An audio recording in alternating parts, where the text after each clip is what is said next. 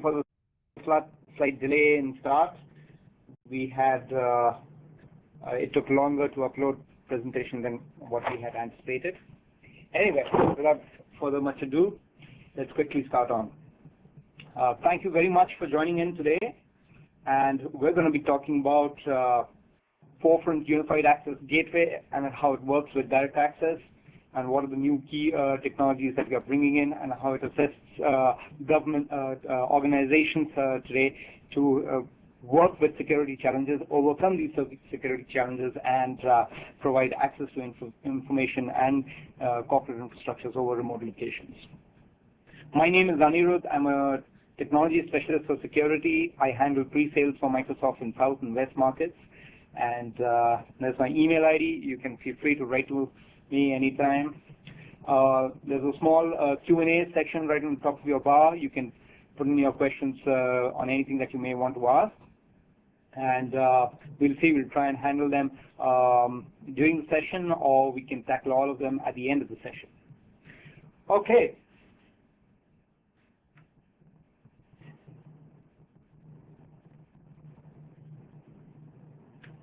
So, before we get into what really Unified Access Gateway is all about, let's talk about let's understand the business challenges today customers are facing, corporates are facing. So some of you are from the partner team, some of you are from the customer places. So these are certain things that you will be able to identify with. And then we'll talk about our it's a Microsoft offering on an approach to doing security in a more comprehensive and a complete manner, in a way in which better value can be realized, and that's what we call business ready security.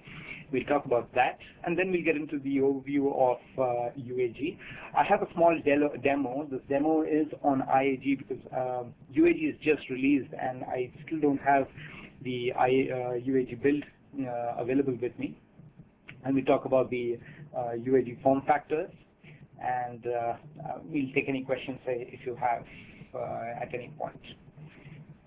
Okay, so today, as businesses look to address strategic and tactical issues to drive growth, they face a mix of challenges and opportunities, and these are complicated by pressures from a very diverse, changing threat landscape, and also the inadequacies of the existing security solutions which people have deployed currently. Businesses are today under increasing pressure to ensure that they are in compliance with both corporate as well as regulatory requirements. And compliance with these regulatory guides like Sarbanes-Oxley or HIPAA, these things are coming under very close scrutiny. And therefore, the IT or the IT professional who is managing an infrastructure have had to deliver stronger controls on the IT, as well as from the industry perspective, there have been so many lapses, so many companies which have actually gone down because of lapses in complying to these. There is a lot of scrutiny that is there on these particular regulations and compliance. Now, businesses today are also looking at a way to increase their secure access to corporate resources and information across, a diverse set of devices that people may be coming at. Now, it could be remote employees or telecommuters. It could be partners, extending it to partners. It could even be other customers who are connecting into your corporate infrastructure. Now, this fact is actually reshaping the traditional organizational boundaries, and it's of significant importance today as businesses today look at ways to reduce operating costs in the sense travel budgets, office space, all those kind of things, and at the same time they're trying to manage the proliferation of information. It's becoming a difficult balancing game that the IT today or organizations today need to do. And IDC very recently predicted that almost 70% of the entire workforce will connect to corporate infrastructures over mobile devices in the next 4 years. And this is now putting a lot of challenges on corporate IT managers to to be able to get the infrastructure ready, to be in a position to provide this kind of access, at the same time comply with these business scenario regulations and compliances that they need to, at the same time stop all threats and attacks that might be be attacking the infrastructure. So this threat landscape makes it very hard for businesses to actually address this tension. Basically, at one point you have increased access and collaboration to give to your employees, and at the other end is that you need to also increase protection and the way people can access this information. So and all this is actually this is also compounded that most organizations today, if you do account of number of security solutions that they have in the organization, is like on an average 5, 10, 15, or for larger organizations it can even go up to 20 to 30 products. And the sad thing is that all these products are isolated products, in the sense none of them integrate and talk to each other. So you don't have a network based security solution giving you information to a host-based solution in a way that they can coordinate, that in case something is found on the network, you can lock it down at the host level. So that integration is not there, and each product comes with its own set of complexity, its own set of understanding and knowledge and skill that is required. So it's very difficult for an IT infrastructure team within an organization to actually have to actually manage the show. And they don't really want to take up additional technologies, the additional level of skill and additional level of, let's say, headcount and resources need to be utilized. So this is becoming extremely difficult to manage. And the other thing is that all these security solutions are now today are not coming with this perspective that security is always looked at, because of security reasons we can't give you access, because of security reasons you can't take the laptop, because of security reasons you can't open your email, because of security reasons you can't do this, you can't do that. And increasingly what's happening is security is becoming a blocker rather than an enabler. So the way to really look at security is that it should be aligned to your business needs. It should help fulfill your business needs no matter where you want to do it from. So that's the business environment that we're talking about. And given in this situation, given this the business challenges and the opportunities that all organizations have, Microsoft is taking a fundamentally different approach to security. And this approach is what we call business-ready security. Our approach is centered around the recognition that security is a means to a business. We want security to help companies achieve their business goals while managing risk, and help ensure that right people always have access to information they need to get their jobs done. So it's very, very simple. Security should help businesses get their job done and wherever they want to get it done from. And for this reason, we're taking a broad view of security. So security is not just about having a controls in place, having some sort of a firewall or something in place, but we believe security needs to encompass protection, access, and management. And all this needs to be built around a user identity and needs to be integrated in a highly secure, interoperable platform. Because today people have choices, so you could be on any platform, you could be working anywhere. But there's one thing which ties you down to everything is your identity. And in this notion of integrated identity-aware security is unique, and it's very central to our Microsoft efforts that we're doing. And how we see is that it helps us deliver a more contextual, a more user-centric security solution, which is more aligned to the needs of the customer. You will get to know more. And how we are working towards achieving this goal is through three fundamental tenets. Now this is basically around that security should be able to protect everywhere and access anywhere. It should be in a way should be an enabler for protection anywhere and access from anywhere. This includes providing protection across multiple layers and enabling secure remote access to an increasingly distributed workforce. Your workforce could be anywhere, could be from home, could be mobile, could be from a mobile phone also, and it should totally adapt to your business ecosystem.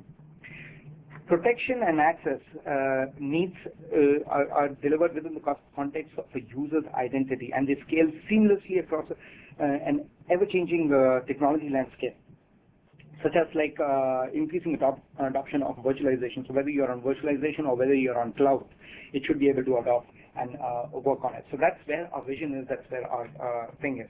So we believe that as part of business security, we believe that security should integrate and extend across the enterprise.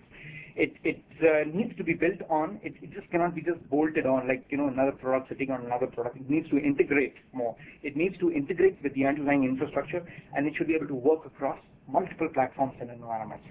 And we also feel that the security and compliance experience needs to be significantly simplified. It's today pretty complex, and most of the time what happens is that we end up recruiting consultants and people to help sort out our compliance and regulatory requirement needs. So the simplified experience needs to be extended to all users, and we need to interact this experience with security and help manage costs, complexity, and as well as compliance. So let's go through these tenets: protect and access, integrate and extend, and simplify and comply in more detail when we go into the next few slides. But basically, the concept is that the business today, we should be able to give the capability and enable a business to be able to access information from anywhere and ensure that it's protected where it's been accessed from, and we should be able to extend it to any extent and integrate it with the underlying infrastructure, and all this should actually function in a very highly secure manner. At the same time, it should be on an interoperable platform, while all these solutions are wrapped around the user's identity. So essentially, the business-ready security approach actually changes the security conversation that we have today. We want security to enable and not block. So we want security to be an enabler for collaboration, to be an enabler for a business, but not to be a blocker. Similarly, security needs to evolve from being an IT cost center to a strategic value center in an enterprise. And every security experience or security technology that you're using cannot be a siloed and a fragmented approach, that each its own technology, own platform, own way of delivery and access. It needs to evolve to a more seamless experience for customers. So in a sense, when I call seamless, in the sense, you just switch on your laptop and you should get what you want. That kind of seamless. It's not like, oh, you need to enable this. If you're coming from Windows XP, this has this. If you're coming from Linux, it has that. All that kind of conversation needs to be put away. You need to have, because when your CEO is actually working on it, he can't actually be stumbling over these kind of conversations. He just wants seamless access out there. So now that I have introduced Microsoft's strategy around business-ready security, let me tell you how what we have to offer for, and what Microsoft has to offer for our customers. Okay. So we are very excited about the new breakthrough products that we are launching this year. That some of them we've launched, and some of them are coming in the next couple of months. And we will be, the idea is we'll be bringing them to the market through a comprehensive set of 5 solutions that you're looking at on your screen right now: secure messaging, collaboration, secure endpoint, information protection, and identity and access management. See, these solutions are basically, these solutions align with our business-ready security strategy approach that we have, and they also align with the needs of our customers, as they enhance the value of current and planned infrastructure investments, and so as to get them to maximize their ROI on what they are giving out, what they are building in the infrastructure. So the first 3 that you see: secure messaging, secure collaboration, secure endpoint. The first 3 solutions are aligned with key workloads that customers are concerned with protecting and providing access to messaging, which is mainly Exchange, OCS, collaboration, which is SharePoint portals, intranet, extranet scenarios, and endpoint. It could be desktop, server, infrastructure, anywhere. So the secure messaging solution enables end users to experience more secure business communication from virtually anywhere and virtually on any device, while preventing unauthorized use of any confidential information that may be in transfer at any particular point. Right? And similarly, secure collaboration solution enables businesses and users to collaborate with added security from virtually anywhere and across any device that they are. And at the same time, we are blocking all hackers and bad guys out.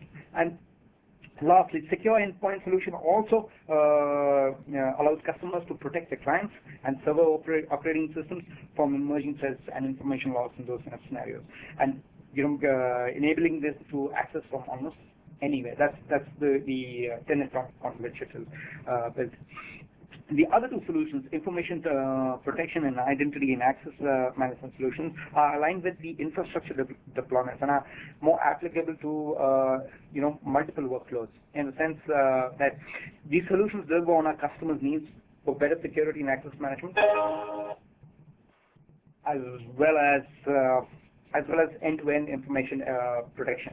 So while you're doing secure messaging, there should be infrastructure information protection, or when you're doing collaboration, there should be information protection across there. And so when we talk about information protection, what you're saying is that discovery, protection, and management of confidential information throughout the business life cycle there should be a capability to be able to provide this thing.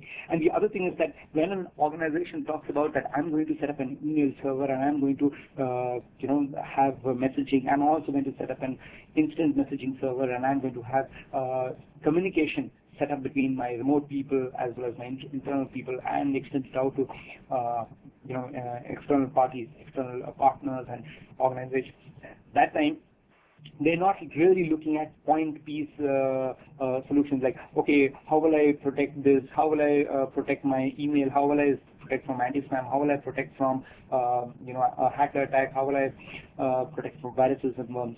So what we've done is that the secure messaging solution is entirely packaged with a solution offering from Microsoft, which will address all, let's say, security requirements that may arise from an organization's effort in putting out a messaging infrastructure.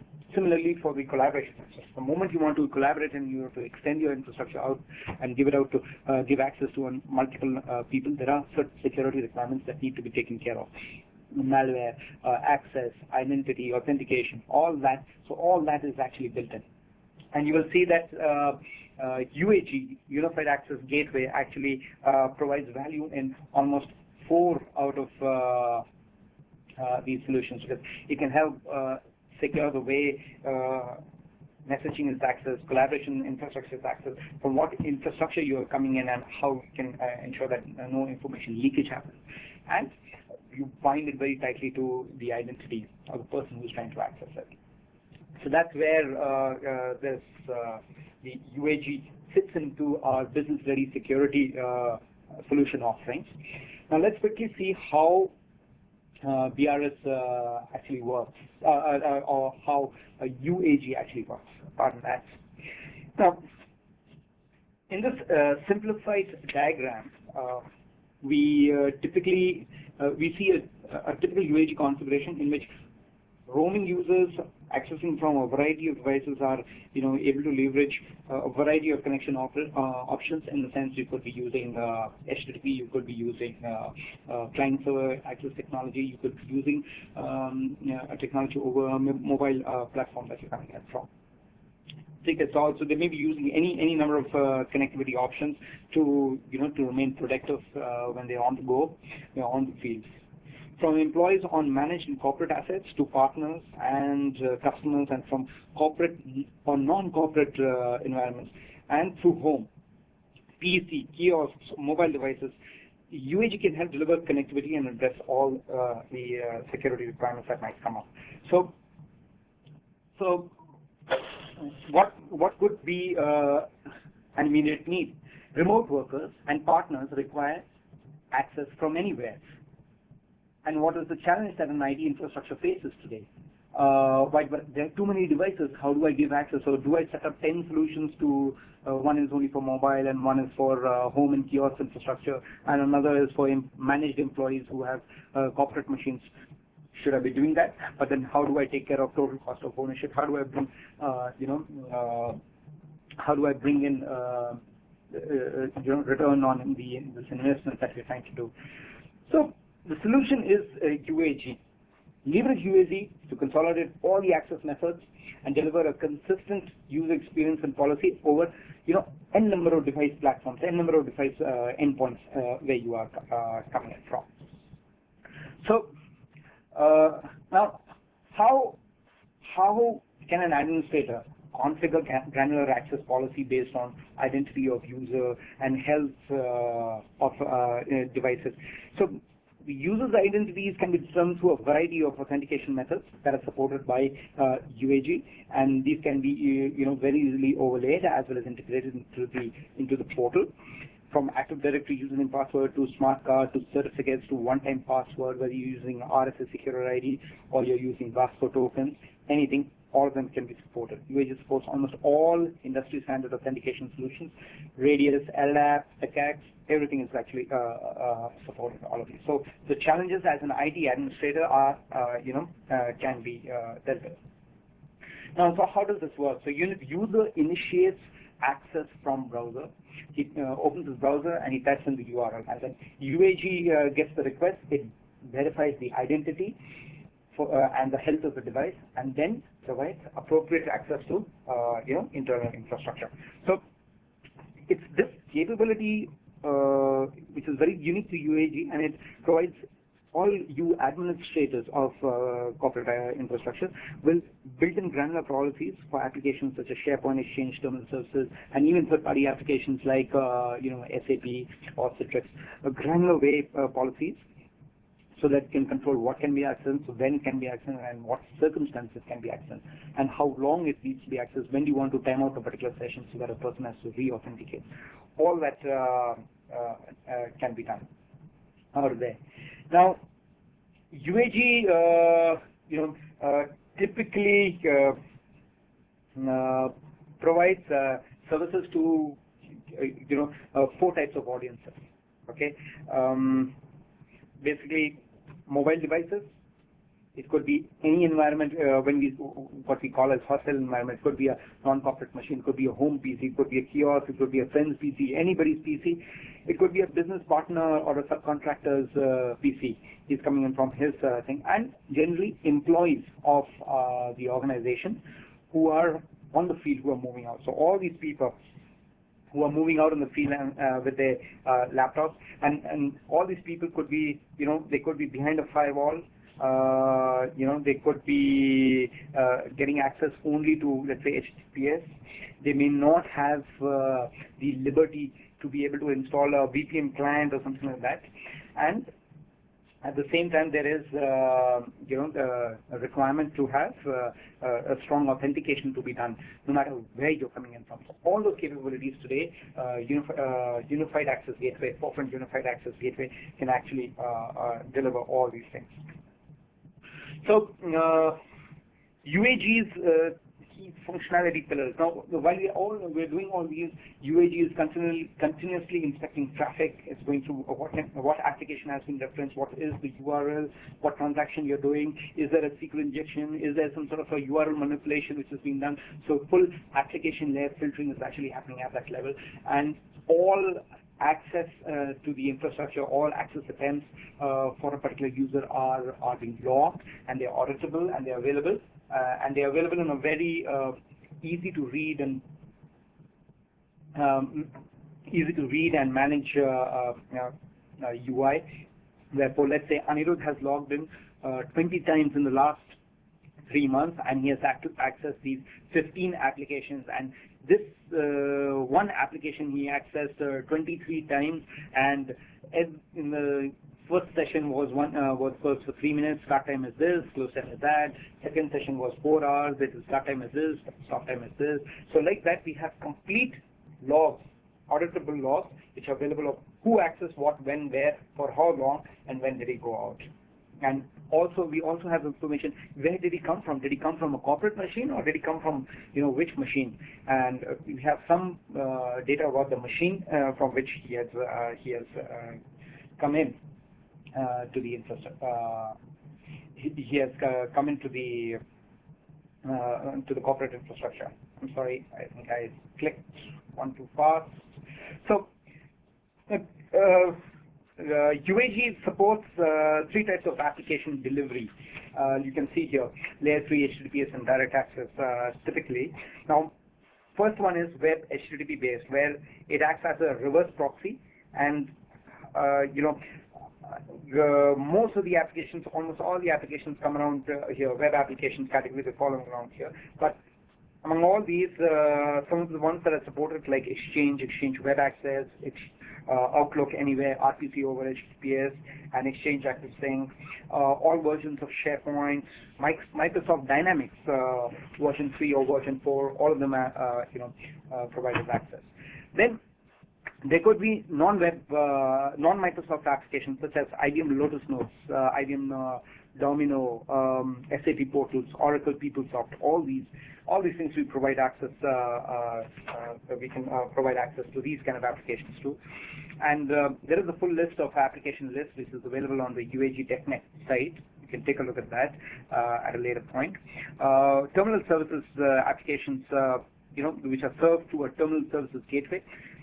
Today they can be embedded within the UAG, and UAG supports remote app and remote desktop capability.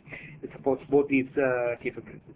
Now there are non-web HTTP applications which require ad hoc kind of tunneling. So Telnet, TFTP, for simple ones to name.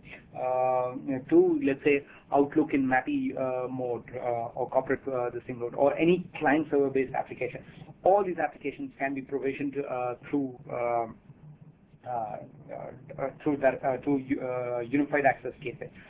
So there is no application that we don't publish. This almost every application we can publish through UAG. There. Now we come on to the subject of this presentation, direct access. Now a lot of you would have are probably aware of what direct access is, and so just to give you a primer on this, direct access is a new feature in Windows 7 and Windows Server 2008 operating system. It gives users the experience of being seamlessly connected to the corporate network anytime they have internet access. And with direct access, users are able to access all corporate resources, such as like email servers or shared folders, intranet websites, securely without connecting through any, some sort of a VPN kind of a service. And this actually brings in a lot of benefits. One, productivity. It improves productivity because you don't have to run around doing all these kind of things to get yourself connected. You can do it from anywhere where you have internet access. Yes, it's restricted only to your corporate laptop right now, but I just have to switch on my laptop. I'm sitting in Barista and I have internet access, and I'm through. It makes direct access makes management of remote users. So my corporate IT, MS IT, can reach my machine anytime at any point I connect on direct access. And direct access uses IPsec for authentication and also for encryption. And you can also integrate it with smart cards for user authentication. It also integrates with NAP, so in a way, it provides a much more secure experience than a traditional regular VPN solution that anyone may have. So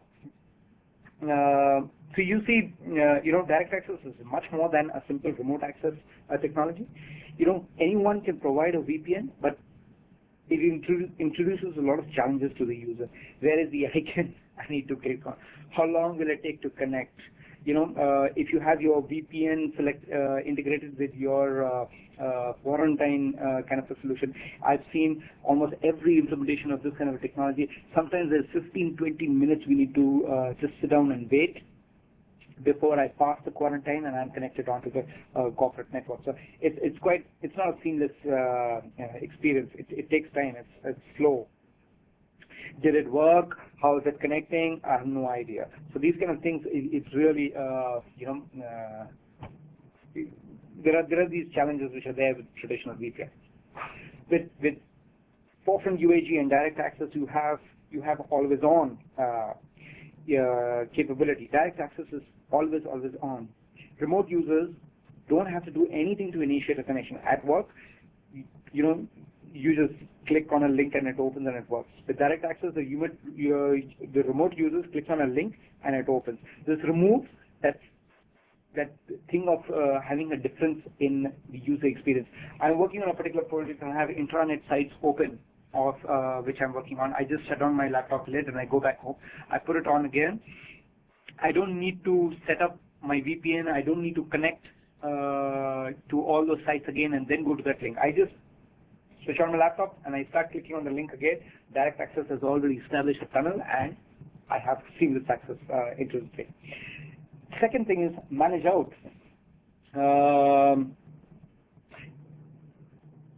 Since direct access enables computers to connect automatically, IT professionals, people who are managing the IT, they can manage the computer's assets even when the computers are assigned to employees who work remotely, 100% of the time. Today, there's a challenge that, I am starting a work from home solution. My people will be out on the field or at home at least 3 months at a stretch before they come to office, maybe once.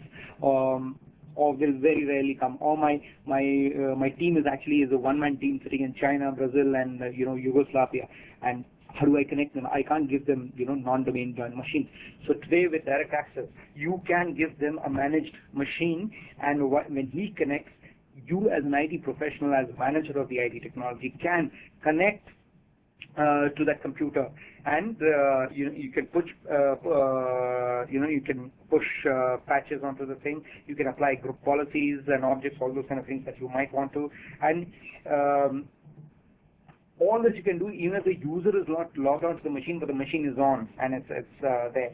And then you have tools like System Center Configuration Manager, which can be used to do inventory of the computer. You can also have a software inventory, what is running, what is not running. So basically, it's almost near like your machine is sitting on your corporate intranet, like that. The third thing is that the direct access integrates, with NAP, and your access policies are. You can define health policies for enforcement on local and remote computers. So these health checks can run at system start. They don't have to run when a user logs in. So the thing is that these health checks have already run and they're there. Whether the machine has, the person has logged in or not, you already know the status of the machine and whether it should, the user should, and whenever the user logs in, should that user get access to the corporate applications or not, can be determined even before the user has logged in to the thing. So the basic idea here is that the user's logon experience is not interrupted by health checks or any patch installations as such. So these things can happen on the fly, in the background, transparent to the user. And lastly, protected transactions.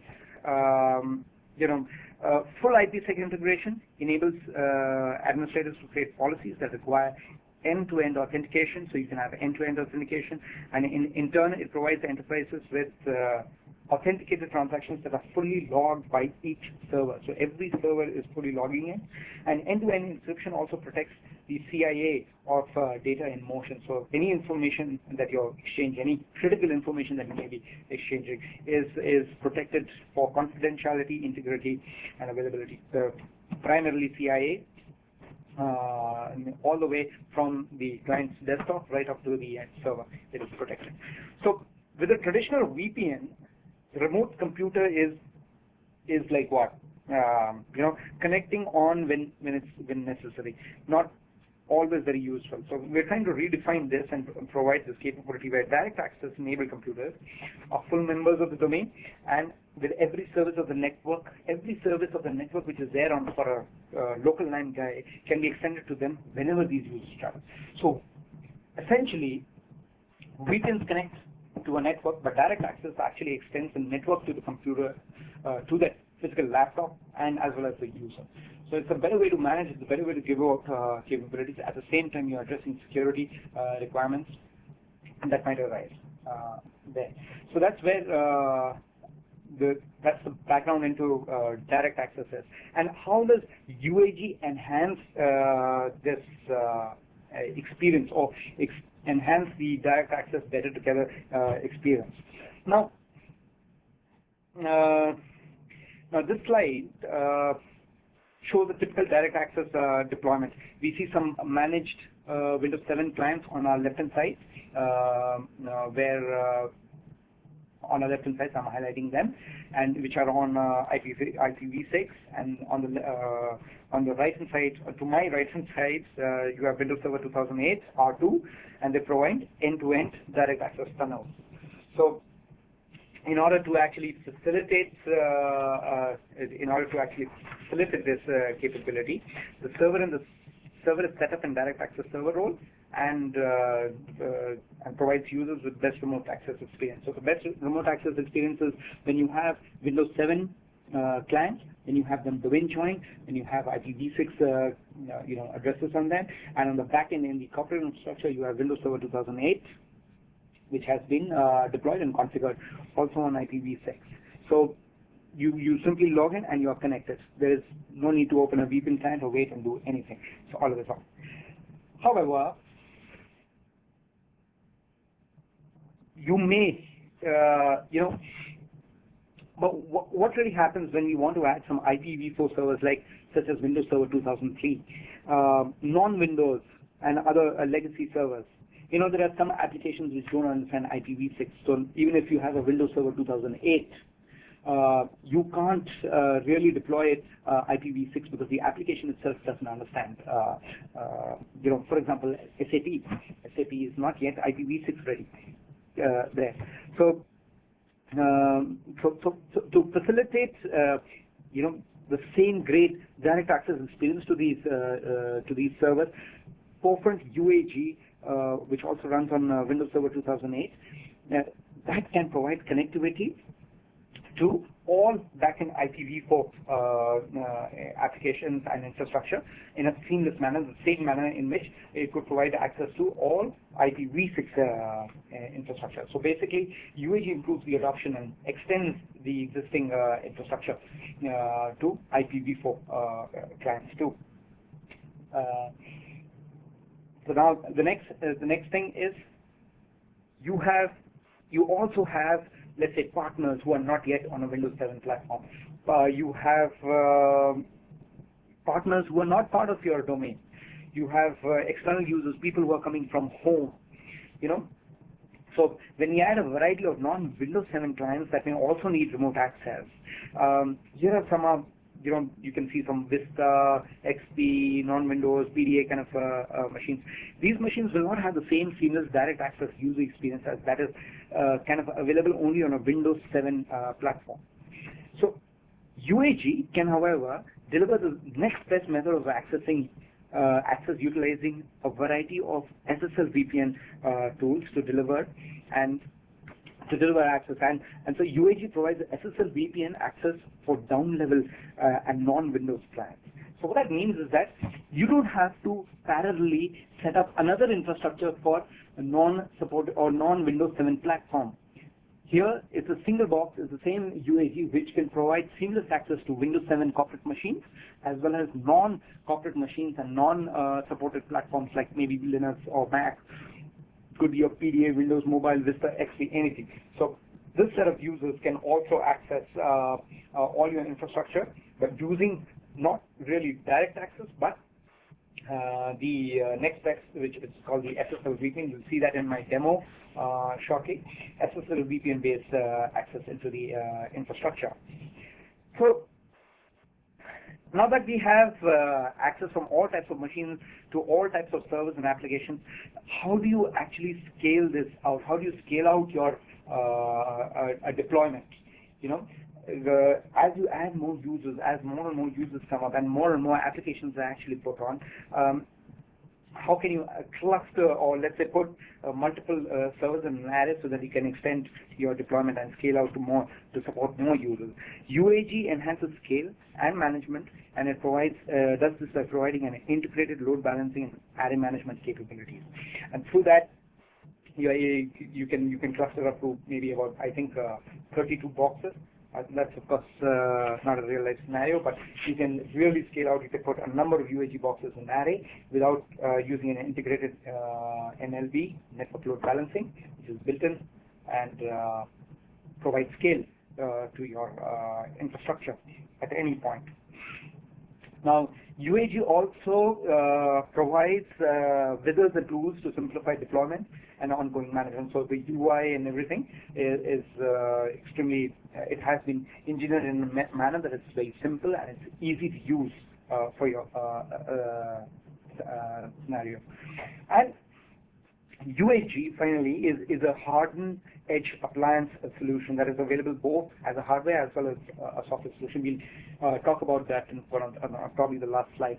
So it's a hardened solution. It's sitting on multiple security technologies. We'll talk about that. And therefore, when you deploy it on the edge, you don't really have any concerns around security lapse of UAG being compromised in any manner.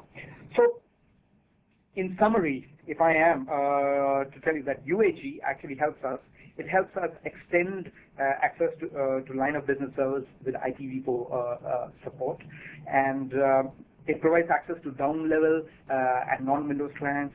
It enhances scale and management through arrays and integrated load balancing, so we get multiple of them, and it simplifies deployments and ongoing administration. All these things can be done. And lastly, your concern around how do I harden it? It's already pre-hardened it, and it's an edge-ready solution given out to the users. That is it. Now, there's another key scenario where UAG is another scenario for UAG is providing access, secure access, and optimized access to SharePoint. Anyway access means accessing from a wide variety of environments, each posing a different level of security threat and affording different functionality. In the sense, if you're coming from a corporate machine, you want full functionality. If you're coming from a non-corporate machine, let's give you access, but let's take some access capability away. Let's say you can't upload an attachment, and those kind of things are there. So, so we give you, the means to access some variety of environments, and each environment might pose a different level of security threat, and let's see what these things would mean. So, typical security challenges like difficult in publishing SharePoint to the outside world, while all the while monitoring, regulating, and maintaining security policies.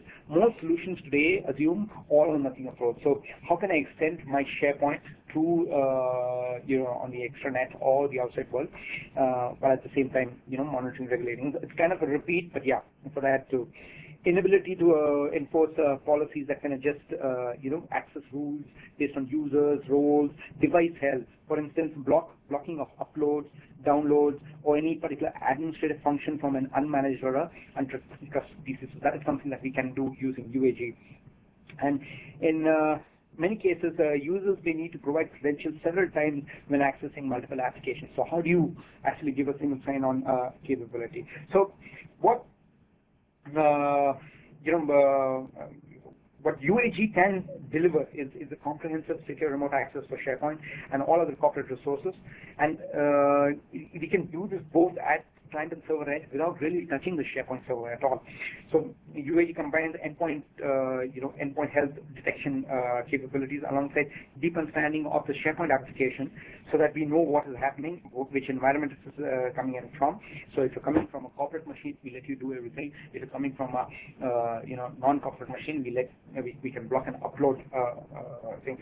So the user actually gets a much better experience. Here in this case is that, sorry Anirudh, you're coming from your home PC, we don't give access. And I'm like, hey, IT administrator, I lost my laptop and I really need to do this, and my business is going to suffer if I don't have access to SharePoint. I'm sorry, Anirudh, we can't give you access. That's the typical conversation that happens. But here, in this case, if I'm coming from my home machine, it could be any other platform. I get access. I can't upload, download, but I can still work on the solution there. I can post messages. I can access my email. I can send text-based emails. I can't upload a possible virus or a malware kind of thing to my environment, into my corporate environment. Similarly, there are access to an exchange kind of a scenario. How do you UAG extends granular access to the exchange environment, and it's very, very easy to actually publish exchange. It's very, very easy to actually publish exchange. Exchange can be complex when you're trying to do active sync, you're trying to do RPC over HTTPS, you're trying to do OAuth-based access. At the same time, you want to marry some policies down here that don't give him access if he's coming from a mobile device, don't give him access if he's coming from a machine which does not have an updated antivirus.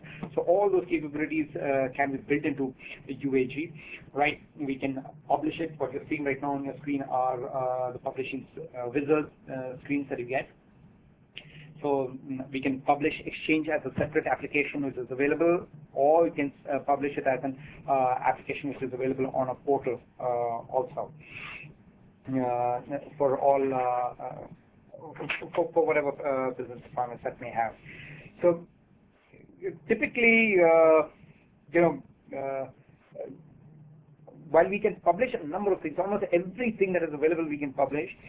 What is it that we bring to the table in terms of granular security? Now, there are almost close to 70 out-of-the-box granular security checks that we can do. We have endpoint security policies which can now be integrated with NAP, and that is where the differentiation comes in. Typically, all other SSL VPN solutions also, all regular VPN solutions, what do they do is that when a user connected, they ran some sort of a script to check, do you have patches, or do you have this particular signature of antivirus? Okay, you don't have, sorry, no access. Now, with integration with NAP, we can actually put these users into a temporary quarantine area where they quickly update it from the corporate servers, from the corporate health servers, and it could be the corporate antivirus server, corporate SCCM server, or WSUS server, whatever the case may be, and they are brought back on online, and all of this happens seamlessly without you actually having to click or work or do anything. There are also capabilities where a user may be coming from a kiosk, and when he comes from a kiosk, you don't want to leave any of those session parameters or session details or URLs or anything that's temporary that was created to be left in that environment. So UAG has a very strong session cleanup and information leakage prevention capability right there. And UAG is actually built on PNG, so it has built-in firewalling capabilities, and along with the appliance-based form factor, UAG is like a pre-hardened DMZ-ready, or what we say edge-ready appliance. So security is inbuilt into the platform. So I'll take you through certain snapshots here. The idea is that while I'm speaking, it might appear to be complex, but that's not the case. What we have done is that it's the deploying, managing, making new applications available on this UAG can be a very simple and a wizard-driven experience. So in this case, the first UI that you see is that you usually have to choose your type of application, whether it's a web-based application, it's a client-server application, it's a browser-enabled, or it's a terminal services-based kind of an application. Just select it.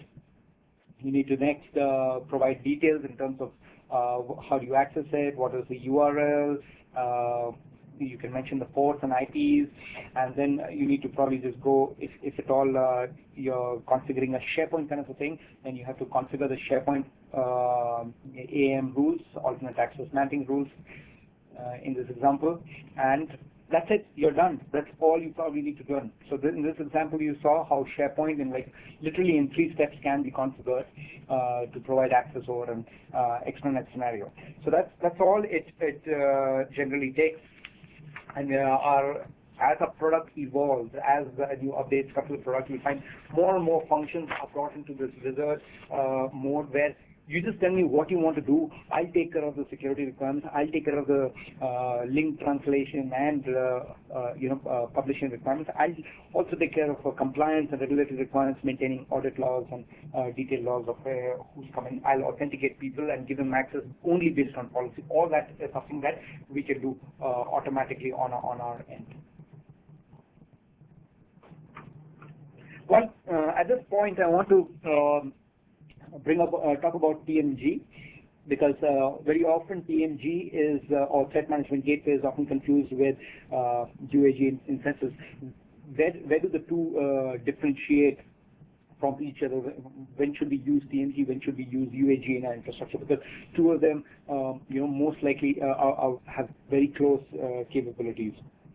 Now, TMG is the next version of ISO Server 2006. It's already in the market. It has RPM. Now, TMG is Microsoft's investment into providing a very comprehensive threat management solution for your corporate environment, for wherever traffic is actually originating from your internal network and going out to the internet. So, if you have users who are browsing the internet, you want to protect them from all the threats. Users are accessing different types of URLs. You want to protect them from there. Users are downloading stuff and different types of documents and things. You need to protect them using anti-malware scanning. And all these capabilities, then you need to give them fast and secure access using proxy caching. So proxy caching and all forward proxy scenarios are what are built into TMG. And the moment you talk about user is sitting outside the corporate network and is trying to access internal infrastructure, that's where UAG comes in, which is the next version of Intelligent Application Gateway. It has just been released to the market. It's going to be generally available, I think, starting first week of January. So, Unified Access Gateway talks about all scenarios where people are coming in from a remote scenario and coming and talking to internal servers which are residing in your infrastructure. So, wherever there is a publishing scenario, UAG is the best bet. Wherever there is a forward proxy scenario, TMG or ISO server is the way to go. Hope that clarifies. Okay, so let me quickly move on to my demo. I'll show you how these differences can actually be gotten. I'll share my desktop.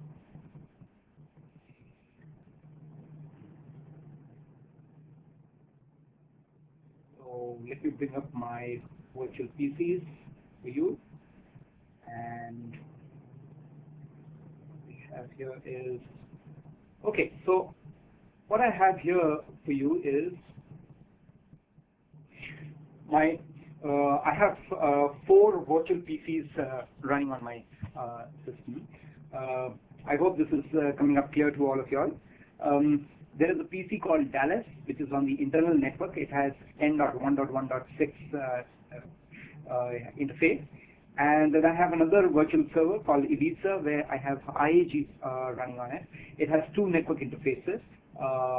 10.1.1.5, which is internal, and 39.1.1.5, which is external. And then I have 2 Windows XP clients and Windows Vista client machines, which are basically on 39 network, which is used to simulate an internet scenario where the clients come in and access all applications like Exchange, over SharePoint, terminal services, which are residing on the Dallas server. The Dallas server is an inside server. So I'm going to show you a user experience kind of demo, then I'll show you a little bit of the admin demo, and then we'll get back into the UAG presentation. So first thing, let's go into the client machine.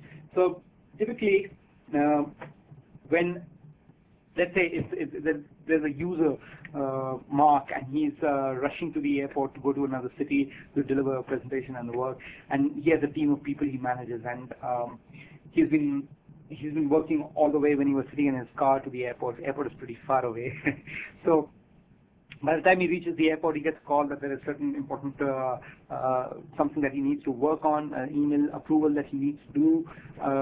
But he realizes that his laptop has run out of battery, so what does he do? He just goes to the nearest airport kiosk and internet-connected machine. He just types in the IAG or the UAG URL, in this case IAG.contoso.com, Please bear with me. The VPCs are slightly slow because I'm running a 4 GB machine and I'm running 4 systems on this, and I'm nearly near 90% of my memory usage. So he types in this URL, and what he is presented with is a UAG or the IAG login prompt. And even before the login prompt comes in, IAG has already, or UAG rather, I shouldn't confuse, has already done a background check of where he is coming in from. So if the system that he was coming in from did not meet certain basic security requirements, he would have not even got this login prompt. So we could have, prevented the Mark from actually even getting the most basic security prompts. So what you see now is the landing page, and this is the page where he has found where all the applications that he has access to are listed. Now you notice that the second and third applications are grayed out. He doesn't have access to, because IAG has automatically understood that he doesn't come from a secure environment. He's not coming from a corporate PC, and that's a policy set by the administrator that if he's not coming from a corporate PC, deny access. So anyway, but however, while he's been denied access to a certain set of applications, he clicks on, he has to access his email and let's say look at something and pass on some important information. So he's able to actually log into his email. He can see his email. He's even able to actually create a new email if he needs to, and he wants to do that. He can send it out to anyone. But the moment he wants to attach an attachment and do an upload, it gets blocked. So IAG understands that, okay, you may read, you may reply, you may send text emails, but you can't send any attachments, can't do anything of that sort around here. And this experience is consistent across any function which is delivered through UAG. So even if I want to go add a calendar item and I want to add a file here, even at this interface it has been disabled. So that's basically what comes to UAG. We work on very, very granular policies, granular policy-based access to corporate infrastructure. Similarly, let's say he wants to access his SharePoint site and see if a particular file has been uploaded or not, or whatever. If there is some approval that needs to be done through a SharePoint workflow, then he needs to do that. Please bear with me; it's taking a little time to come up, but so he just clicks on it. So one of the things that you notice that I just provided my username password once at the time of logging in, and after that, when I clicked on my email, I didn't have to key in username password again.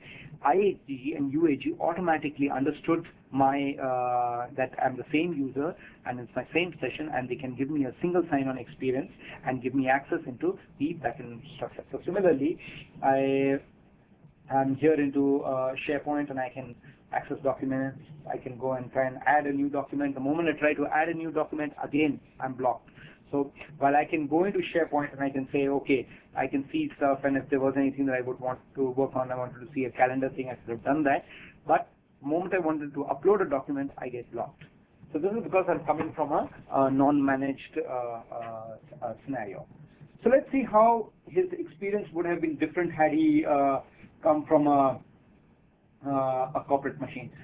So Mark is, one second, machine has gone out to sleep. Need to wake it up.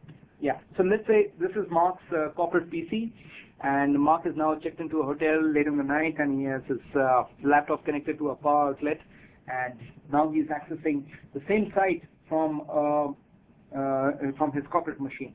So again, his experience is very much the same. When he clicks on the IAG URL or UAG URL, he is his machine is first checked for compliance to the security requirements, whether he has an antivirus running or not. And once that is found and his compliance is found to be okay, then he's provided access. So he keys in his credentials here, password, and he's in. And he lands onto his landing page. Now this time, if you notice the difference, you see that he is shown more applications. He is able to see more applications than he was able to see earlier. So what has happened here is that that he's coming from a corporate PC. We have recognized that he's coming from a trusted PC, and we give him access to more applications and stuff. And here, while you have access to email, while you have access to your SharePoint and other things, you additionally also have given access to, let's say, some client-server-based applications like RDP. So he just has to click on the RDP connector that we have, and you will see that he is able to connect to the Dallas machine. And let's say I'm creating a folder here, test 1, 2, 3. Go there and let's open Dallas. Let me know if this is all visible. You see he has created a folder, and there's a folder called Dallas on his back on his folder here. So whatever I do here, it will reflect that. So this is real-time RDP that is happening. All that capability is being given. While you also have access to custom applications. So it need not be a Microsoft-based application. It could be any a web browser-based application. For example, Quantum for Finance application where you need to access your payrolls and things. All this can be seamlessly published using UAG service. Now, let's say if you wanted access to a file share. So UAG also has this capability to give you integrated experience. So people have AD integrated with users file share. Now, UAG can provide a regular normal file share, which is available as / username or whatever, as a browser-based file share, and there you can have policies to block upload and download. So if he is to upload a particular file, let's say, let's try and find a particular file, my computer, C drive, Windows, we should find some files here. Pick up any file, OC gen, and say upload. So even here, I can block his access. I've deliberately blocked his access based on a policy that he needs to have firewall and needs to have antivirus, which is updated in the last 1 day. It can't be an antivirus which is updated in the last 6 days. So let's say a user who has been on the move and has been, moving around on the field for a long time, doesn't have the system updated, absolutely updated, I won't give him access. So here you have browser-based file system access. Now, the user might also want to do something like / here, in this case, Dallas, and access the internal server. But generally what happens is that you don't give access to these kind of things, which is like full bi-directional UDP, TCP traffic you want to give. There's a connection capability called the network connector, and that network connector can give you capability to do a full network connect into your infrastructure. I think I clicked too fast. Let the network connector come up. Give it a sec. There you are. I have access. Now, it's almost like I'm sitting on the corporate network and I'm just accessing infrastructure information in my backend infrastructure. So this is the kind of capability that UAG can deliver, a very granular access experience, at the same time provide access to multiple types of applications, whether they are browser-based or they are client-server-based. Now let's look at the admin experience. It's very easy. This is the UAG admin console, where a number of applications you see on your right-hand side, they are all listed out.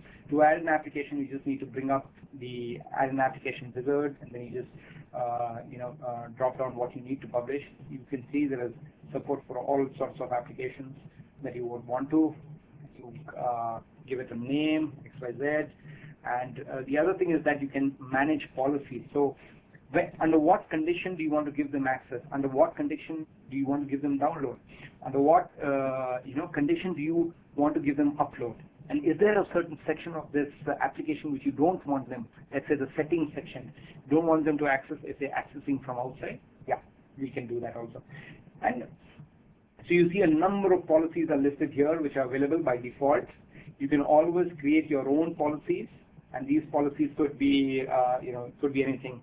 Has firewall, for example, and you can give an explanation text, and you can have these policies for a Windows environment, a Mac OS, a Linux, or it could be any other antivirus, any other OS scenario. So, for example, manage Windows scenario. I can say that firewall. I can go down to the personal firewall section. Say okay, he should have let's say Microsoft 1K firewall, or he should have Windows XP 2003 firewall or whatever. All these firewalls should be available. Now, you can also go and add, should also have this antivirus, and let's say also have this anti-spyware. He should be coming from one of these browsers, let's say Internet Explorer 5 and higher or whatever, and it could be accessing only from a platform, let's say Windows Vista 64-bit platform. It could be, you define your policies the way you would want to. And if there is a certain policy which is not available here, you can always say create a script, and you can create a custom policy out here. The entire thing you can go and add, and you can create custom VB scripts and add them in here and have your own customized policy for that environment. For example, you want to check whether a particular process is running or not. If the process is running, then give them connectivity, otherwise don't connect it. So you can see how these things are actually done on an admin interface. So with this demo, we'll switch back to our presentation deck.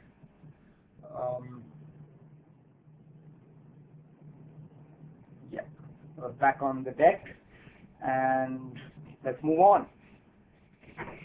Okay, so now we've seen UAG, we've seen UAG direct access. I've shown you an IAG demo for lack of UAG bits being available as of now because it's just been released, and but the functionality capability is near similar. In fact, UAG has much more capabilities, and this is what the slide talks about. UAG is the next generation of Microsoft's IAG products, and it builds upon its core capabilities, which you just saw. It's a demo. And as you can see, some of IAG's fundamental features, those which make it unique, have been enhanced, which is like the granular application filtering, which I showed how you can give access to SharePoint, but block access to upload into SharePoint, those kind of things. Application filters also have been updated to accommodate newer versions of applications. So we keep working with different types of applications, which are popular applications. So like Dynamics CRM 4.0 is out. So that is something that we have built in capability. Now SAP 7 is going to be out. We are going to be working probably with them and integrating capability there.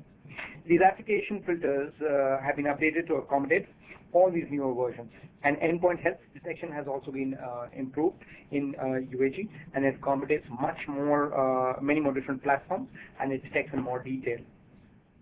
That said, UAG's core investments are its new capabilities. So whatever there was a certain thing in IAG, they have been enhanced, and UAG's core investments have been in new things. So there are two things: integration and scale and management. So on the integration side, we have integration with NAP. Okay, now where UAG can now interact with NAP policy server, allowing administrators to leverage existing NAP policies as well as augment the NAP control by leveraging UAG for all scenarios unsupported by NAP. So for example, NAP will only work on corporate machines, but the moment you give access to home PC or non-Windows machine, those kind of things, automatically UAG will kick in, and it can give compliance and policies. So that way you have a unified security experience. We have enhanced integration with remote desktop and remote app, allowing for integration with specific terminal services applications into the UAG portal, and the enforcement of endpoint policy detection on those applications also. So what this means is that organizations today can now require certain levels of health on client machines before allowing access to potentially sensitive server-based applications. So you may be sitting at home and you want to do terminal services remote app. I'll give you that remote app, but I will check whether you can do this depending on your health of your system. So whether you're coming from a Microsoft managed PC, a corporate managed PC, or a non-managed PC, the experience is seamless. The third thing is extending and simplifying the direct access experience. So We discussed about this in the other slide. You see how the UAG can actually extend, scale, and simplify the direct access deployment for you. With respect to scale and management, UAG's new investments include built-in load balancing. Now, this is something that was really required and a lot of people had been asking for. So, most organizations can still use existing hardware-based solutions. They also have an option of leveraging built-in instance of Microsoft's proven network load balancing. So most of either solutions are usually, PNG solutions usually use NLB-based technology. In some scenarios, this also helps web farm load balancing, which can further simplify and consolidate network infrastructure. So you can have a complete farm of UAG servers. Array management. Now, with a single UI, administrators can set up and manage an array of UAG appliances or UAG servers from one central location. So that's another key capability that is important. And finally, UAG today comes with a SCOM pack, and that SCOM pack can be used to monitor the health and the performance of the UAG server also, which is critical for corporates to manage when they're managing a UAG kind of a solution. Now, possibly the last slide. UAG is offered in a variety of form factors that can suit any deployment needs. And this is highly unique to UAG in the marketplace, as in almost all solutions are either software only or hardware only. They don't have in between anything, in the sense that choice is not given out to the corporate customers. So administrators today can choose from server software installation that can run on any hardware suitable for Windows Server 2008 64-bit, as well as they might virtualize UAG on any system, systems that are virtualization validated, a Microsoft hypervisor-based solution or a VMware kind of a solution.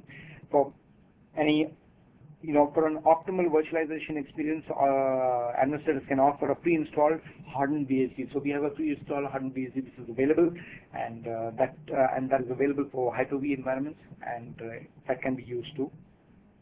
And finally, administrators can choose to work with Microsoft Security Appliance OEM partners, which are like Celestic, SEM Appliance, and many others. They offer a wide variety of hardware options alongside the services, support, and product enhancement. So UAG is actually available with a variety of choices.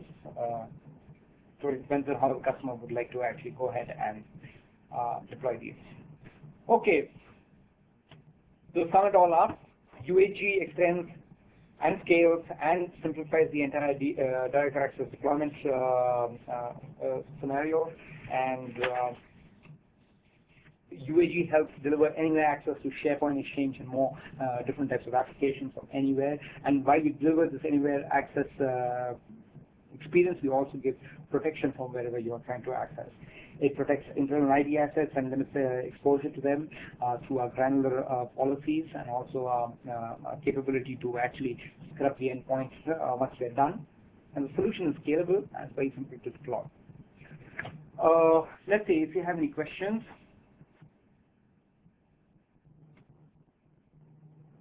Okay, we don't have any questions. No, yes, we do have questions. Okay, there's Suresh who's asked, isn't this tied to direct access, thereby Win 7 and above client? I heard you mention that client Linux and Mac client seamlessly access. Please comment. Okay, so Suresh, yes, direct access is a technology, like I mentioned, is available only on Windows 7 and Windows Server 2008 R2 platform. So when an organization is looking at rolling out this technology, and they also have people who have to connect to corporate infrastructure, which is coming from a non-Windows 7 platform, that's where UAG comes in as a single solution, single box, which is sitting on your edge, which can provide both direct access as well as regular SSL VPN-based access for people who are coming from Linux, Mac, or any other unsupported platform like Windows XP or Vista. I hope that answers your question. And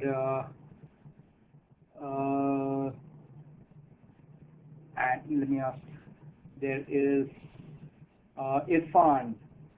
What are the chances for the replay attacks when working using direct access scenario? So now replay attacks don't even work in this IPsec kind of a scenario. So you can't even use replay attacks in this kind of scenario where you have IPsec-based authentication and IPsec policies need to be there, and IPsec is not just used for encryption. Encryption is just one of the things that it does. It is also used for authentication. So it's not like you just set up an IPsec on your laptop and you can try and connect back to this. You need to have valid machine certificate. You also need to have user certificate, which is used, or smart card-based login capability to be able to connect back into the infrastructure. And the third thing is that there is also a denial of service protection service which is running at the IPsec level, because IPsec, unless you have the right packet, if you don't have the signature header, packet is dropped at the first instance. So, and all these things are maintained at session level, so you can't have a replay attack at any level. Once the session is gone, you can't deduplicate it. I hope that answers your question. So if there are any other questions, please feel free. We have about a minute more at hand.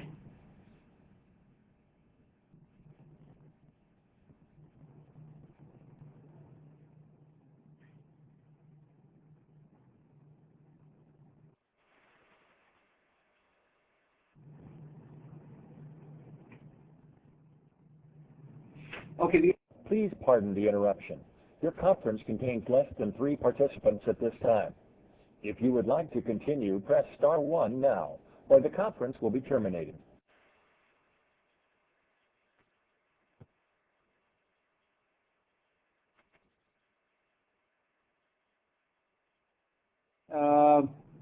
Your question is kind of ambiguous. First of all, you're saying you're connecting from public internet hub to corporate environment with secured environment. Now, when you say secured environment, what do you mean by secured environment? It is your laptop. If it's a corporate laptop in which you're doing a domain login and it has been locked down with group policies and it has an updated antivirus, firewall, and other security measures, yes, then it's probably a secure environment. And yeah, of course, you get seamless access using UAG, whether you're using direct access or maybe you're using SSL VPN access. You get capability to it. Originator dial-out has been canceled. Yeah. I hope that answers the question.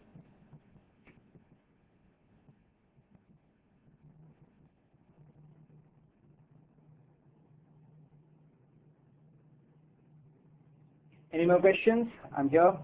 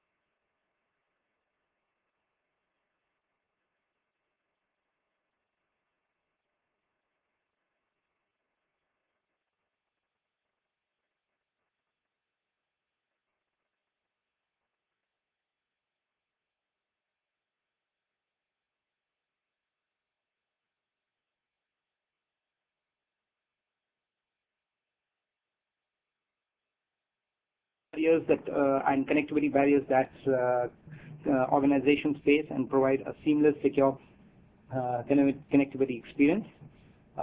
Feel free to write me to me at any time. Thank you.